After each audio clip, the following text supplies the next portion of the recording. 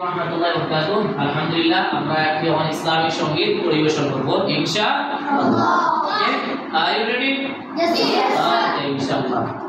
আমাদের ইসলামিক সঙ্গীত পরিবেশনটা হবে যে মেহেরবান, যে জনপ্রিয় কি ইসলামিক নাশিদ মেহেরবান। ওকে, মেহেরবান তুমি মেহেরবান, মেহেরবান তুমি মেহেরবান, মেহেরবান তুমি মেহেরবান, মেহেরবান তুমি মেহেরবান।